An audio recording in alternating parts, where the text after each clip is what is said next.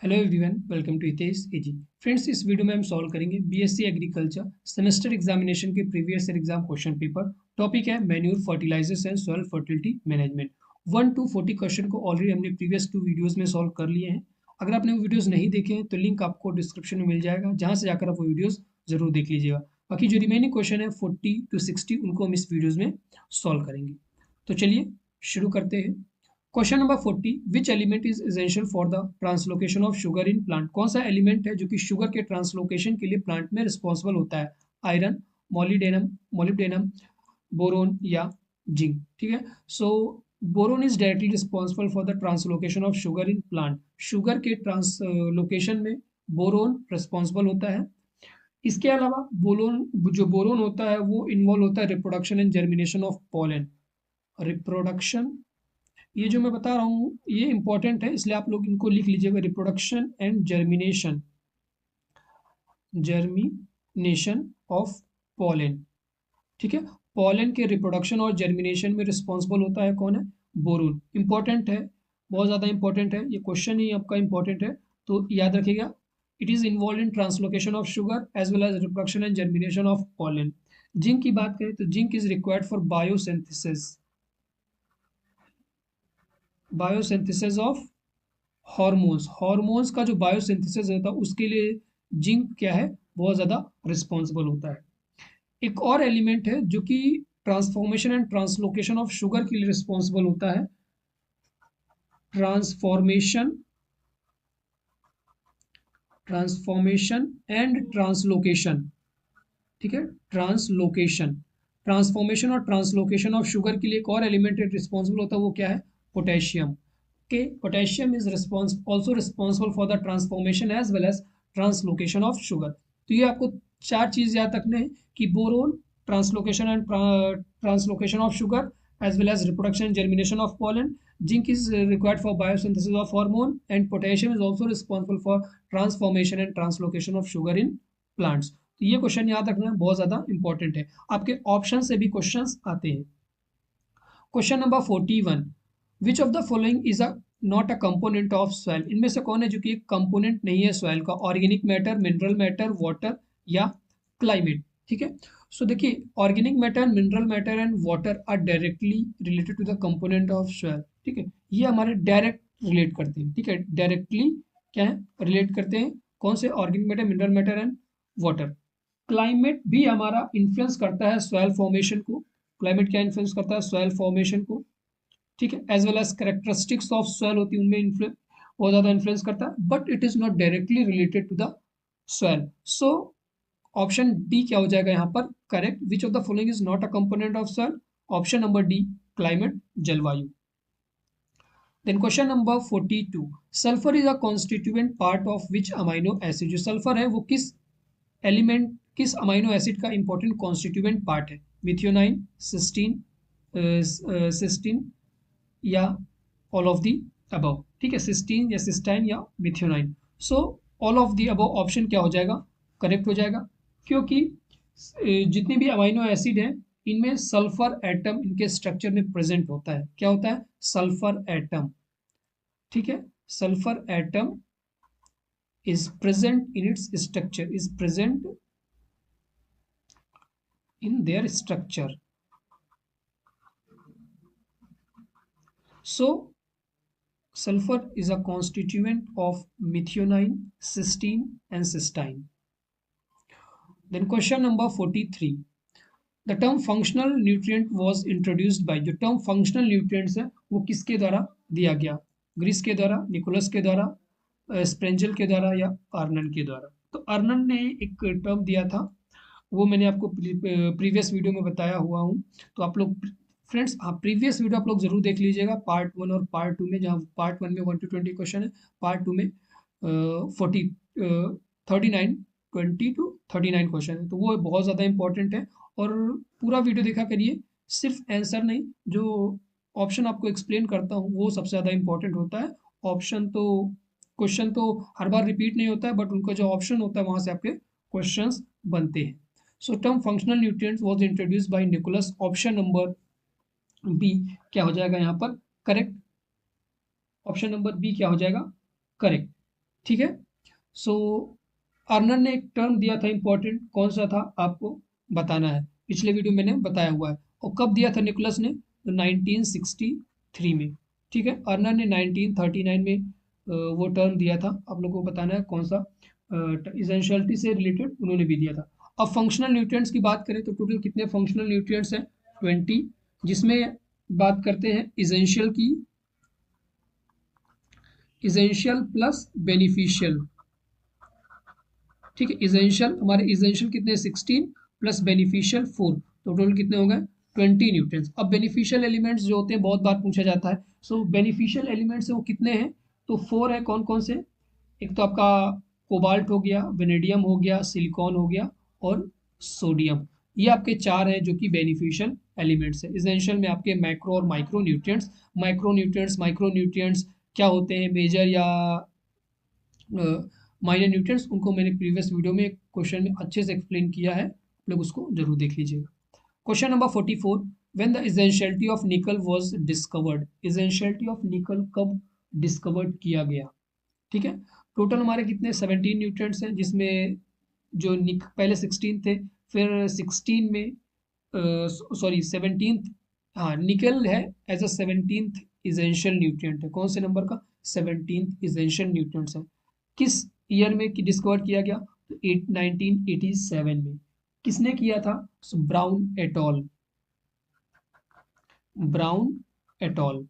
ठीक है, brown atoll ने 1987 में निकिल को as a 17th essential nutrient discover किया। Then question number 45, which ion is highly mobile in soil, कौन सा आयन है जो कि हाईली मोबाइल है, नाइट्रेट, अमोनियम या पोटेशियम या कैल्शियम। तो हमने प्रीवियस वीडियो में बात की थी कि कौन से दो एलिमेंट हैं जो कि इमोबाइल होते हैं प्लांट में, तो पहला तो कैल्शियम था, दूसरा क्या था, बोरोन। ये दोनों एलिमेंट हैं जो कि इमोबाइल होते हैं। ठीक है, ये जो दो सॉइल में न्यूट्रिएंट्स इमोबाइल होते हैं। हाईली मोबाइल कौन है, नाइट्रेट, ऑप्शन नंबर ए क्या हो जाएगा correct. Then question number 46. The green manuring crop should be turned at which stage in the soil? जो green manuring crop है वो किस स्टेज में soil में incorporate करना चाहिए, फ्लावरिंग स्टेज में, मैच्योरिटी स्टेज में, टिलरिंग स्टेज में या सीड फॉर्मेशन स्टेज में। देखिए अगर आप सीड फॉर्मेशन स्टेज में कर दिए और कोई सीड आपका रह गया फील्ड में, तो वो next year as absolute weed के फॉर्म में, सॉरी नेक्स्ट ईयर आपका वीड के फॉर्म में आएगा। ठीक है, तो किस स्टेज में करना चाहिए, फ्लावरिंग स्टेज में। ठीक है, किस स्टेज में, फ्लावरिंग स्टेज में हमें उनको क्या करना चाहिए, इनकॉर्पोरेट करना चाहिए सॉइल में। ठीक है, सो ऑप्शन नंबर ए क्या हो जाएगा यहाँ पर करेक्ट, क्योंकि इस समय सबसे ज़्यादा जो एक्युमुलेशन होता है एनर्जेटिक लीव्स में बहुत ज़्यादा, तो मैक्सिमम अमाउंट ऑफ जो ग्रीन मैटर है वो प्लांट में होता है, तो सॉइल में इनकॉर्पोरेट करना चाहिए। Then question number 47, how much percentage of phosphorus is present in FIM? कितना परसेंट FIM में फॉस्फोरस होता है। इससे पहले जो वीडियोस हमने इसी टॉपिक पर बनाए हुए वहाँ पर FIM से रिलेटेड था, शायद नाइट्रोजन का कंटेंट पूछा था, तो FIM में NPK का कंटेंट क्या होता है एक बार फिर से आप लोग को बता देता हूँ, इंपॉर्टेंट है इसलिए 3-4 जो आपको मेजर जो एग्जाम में पूछा जाता है उनको मैं यहाँ पर बताने वाला हूँ। ठीक है, FIM की बात करें तो FIM में जो NPK कंटेंट होता है वो कितना होता है, 0.5, 0.25 एंड 0.5। ये आपका क्या हो गया NPK किसमें, FIM में, फार्म यार्ड मैन्योर में। अगर हम ग्राउंडनट केक की बात करें तो ग्राउंडनट केक में जो NPK का कंटेंट होता है वो क्या होता है 7.3, या आपको देखिए 0.12 आगे पीछे प्लस माइनस चल सकता है, देन 1.5 एंड देन 1.3। अगर ये हम नाइट सॉइल की बात करें जिसे ह्यूमन एक्सक्रीट के नाम से जानते हैं, तो उसमें होता है 5.5 नाइट्रोजन, 4.0 आपका पोटेश फॉस्फोरस, एंड पोटेशियम की बात करें तो 2.0। ठीक है, ये किस में होता है नाइट सॉइल में। वहीं अगर हम सनफ्लावर केक की बात करें, सनफ्लावर नहीं सैफफ्लावर, उसमें आपका 7.9% नाइट्रोजन होता है, 2.2% आपका फॉस्फोरस होता है, पोटास होता है 1.9%। ठीक है, तो ये जो 4 चीज़ें हैं आपको याद रखना है, तो यहाँ पर आंसर क्या होगा, आप लोग टिक लगाइएगा, कमेंट कीजिएगा कि सही ऑप्शन क्या होने वाला। ऑलरेडी मैं यहाँ पर डिस्कस मैंने कर दिया है। Question number 48, groundnut cake contains how much percentage of nitrogen. Groundnut cake में कितना परसेंटेज ऑफ नाइट्रोजन होता है, अभी ऊपर बताया हूँ कितना होता है नाइट्रोजन, +-1 आपका आगे पीछे हो सकता है, तो नियरेस्ट वैल्यू आपको देखनी है कितना होगा, 7, 3, 5 या 10। कमेंट करना है आप लोगों को कि इसका सही ऑप्शन क्या होगा, ऊपर आप लोग देखिएगा जो भी बताया हूँ, फिर कमेंट कीजिएगा। Then question number 49, Bangalore method of composting was given by. जो बेंगलोर मेथड है कंपोस्टिंग का, वो किसके द्वारा दिया गया था, ठीक है। So it was given by doctor Alan Acharya in 1939। किस ईयर में, इन 1939 एट IISC, कहाँ पर, IISC, Indian Institute of Science, Bangalore में, ठीक है। ये एक एनरोबिक कंपोस्टिंग टेक्निक, कैसा एनरोबिक, एनरोबिक कंपोस्टिंग टेक्निक, ठीक है। It is an anaerobic composting technique developed by Alan, doctor Alan Acharya at Indian Institute of science.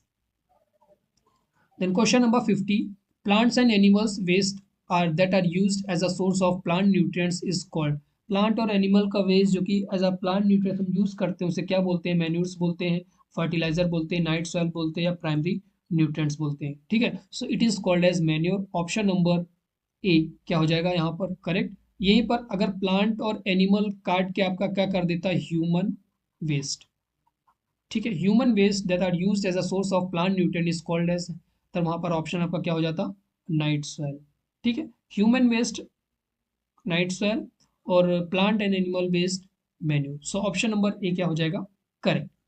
Question number 51, in gypsum how much percentage of sulphur is present. Gypsum में कितना percentage of जो sulphur होता है वो present होता है। तो इसमें कौन कौन से दो मेजर न्यूट्रिएंट्स आपके पाए जाते हैं, इंपॉर्टेंट, कैल्शियम एंड सल्फर। किसमें, जिप्सम में। तो कैल्शियम का जो परसेंटेज होता है वो होता है 23.3%, और जिप्सम का सल्फर का होता है 18.6। सो ऑप्शन नंबर ए क्या हो जाएगा यहाँ पर करेक्ट, 18.6%। याद रखना है एग्जाम में नेक्स्ट टाइम आपका सल्फर ना पूछ के क्या पूछ लेगा, कैल्शियम। ये पूछ सकता है कि जिप्सम में कौन कौन से एलिमेंट्स होते हैं, calcium plus sulphur. Then question number 52, component of INM। अब आप लोगों को बताना है INM, INM का फुल फॉर्म क्या है, ठीक है। INM का फुल फॉर्म क्या है। सो ऑप्शन नंबर डी यहाँ पर क्या हो जाएगा correct, component of INM are all of the above। Then question number 53, how many total number of criteria of essentiality of plant nutrient proposed by Arnon and Stout. कितने criteria Arnon and Stout ने दिए थे essentiality of plant nutrients.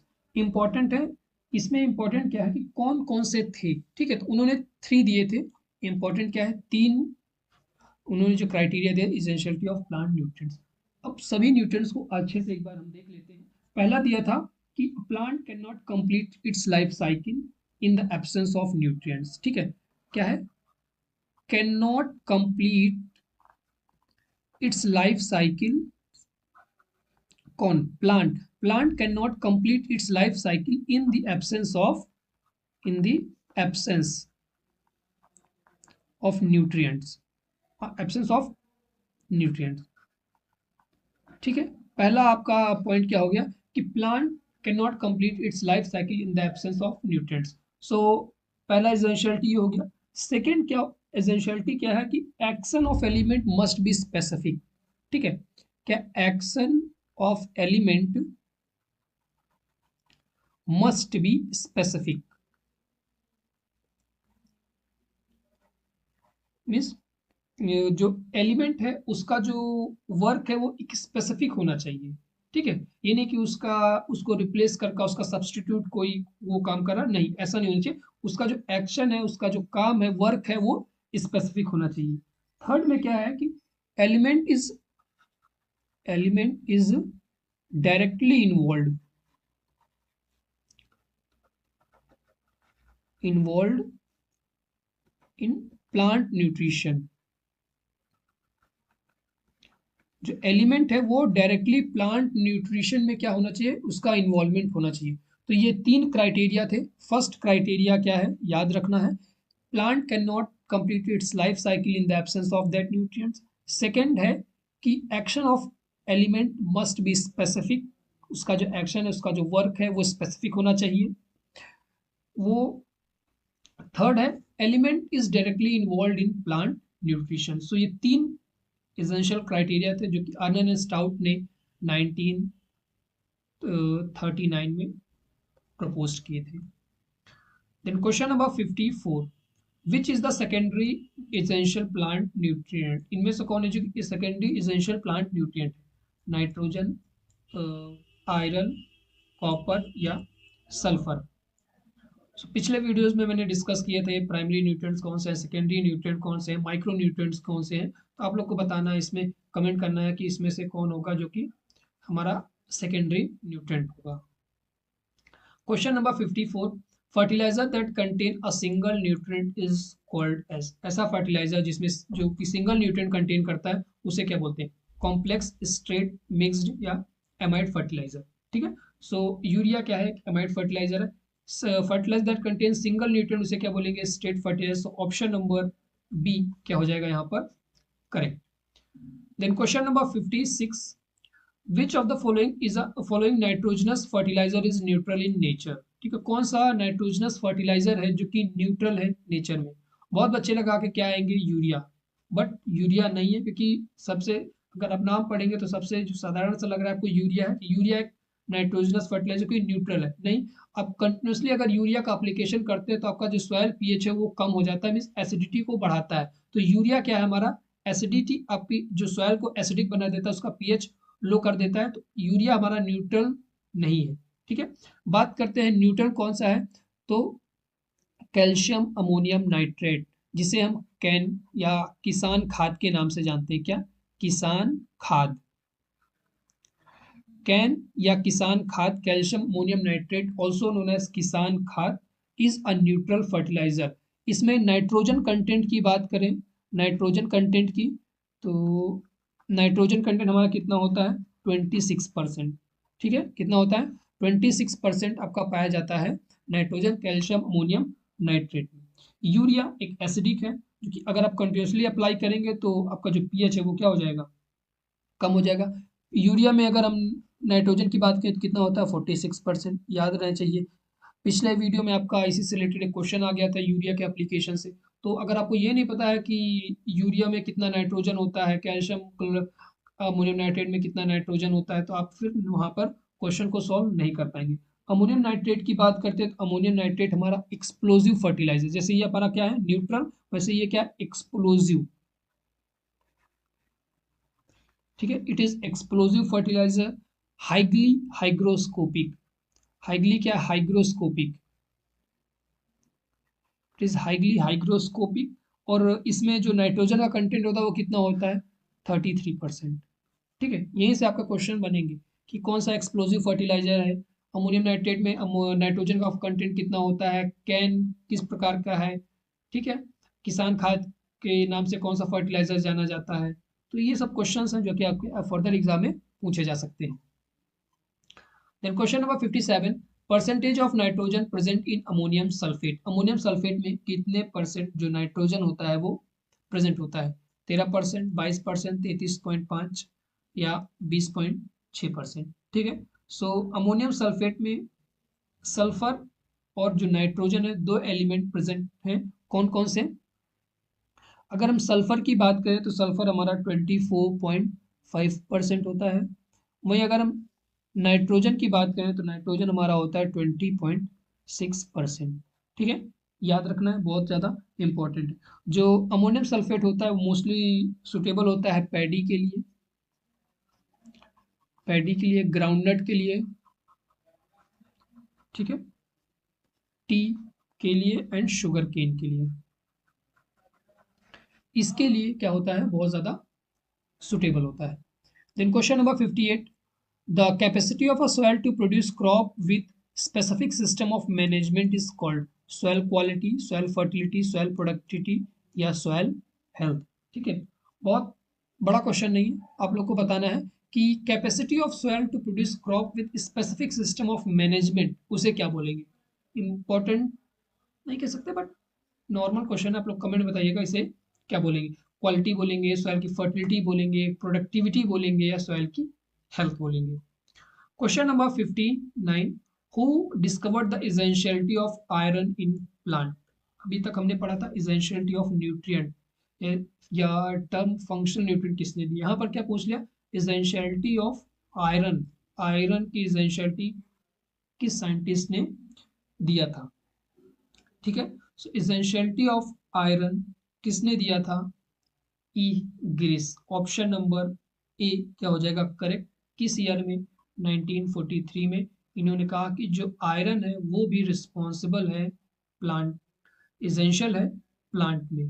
ठीक है, so essentiality of iron was discovered by E Gris in 1943। Question number 60 और last question इस video का, बाकी जो इससे पहले वीडियोस थे उनको आप लोग जरूर देख लीजिएगा। हाँ फ्रेंड्स, अगर आप कोई भी कम्पिटिटिव एग्जाम की प्रिपरेशन कर रहे हैं और उनसे पीडीएफ परचेज करना चाहते हैं तो आप हमें व्हाट्सएप कर सकते हैं। हमारा व्हाट्सएप नंबर है 7905601596 पर, या आप हमारा टेलीग्राम चैनल ज्वाइन कर सकते हैं हितेश जी।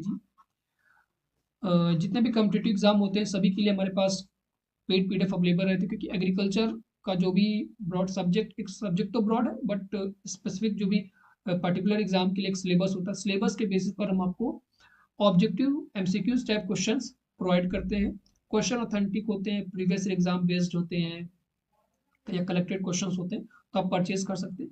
पीडीएफ आपकी पेड रहने वाली, कॉस्ट इफेक्टिव रहने वाली, बहुत ज़्यादा नहीं है, डिस्काउंट भी आपको प्रोवाइड कर दिया जाता है।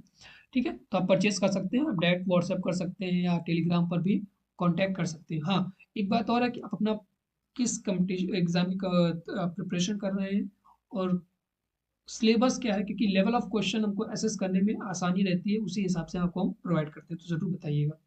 Question number 60, which nutrient element is highly mobile in plant. कौन सा न्यूट्रिएंट है जो कि बहुत ज़्यादा मोबाइल है। हमने इससे पहले किस चीज़ की बात की थी, immobile, immobile nutrients. Immobile nutrient कौन कौन से थे, बोरोन एंड कैल्शियम दिए हुए यहाँ पे। ये क्या है, इमोबाइल। क्वेश्चन क्या पूछा है कि हाईली मोबाइल, तो क्या हो जाएगा option number A, sorry B, nitrogen. Nitrogen क्या हो जाएगा, highly mobile nutrient in plant. Boron और कैल्शियम क्या होंगे, इमोबाइल। ठीक है, बोरोन एंड कैल्शियम क्या होंगे, immobile. So friends 1 to 60 question total 3 videos में सॉल्व हो गए हैं। पार्ट 1 पार्ट 2 आप लोग जरूर देख लीजिएगा और ये है पार्ट 3। तो मिलते हैं नेक्स्ट वीडियो में एक नए टॉपिक के साथ।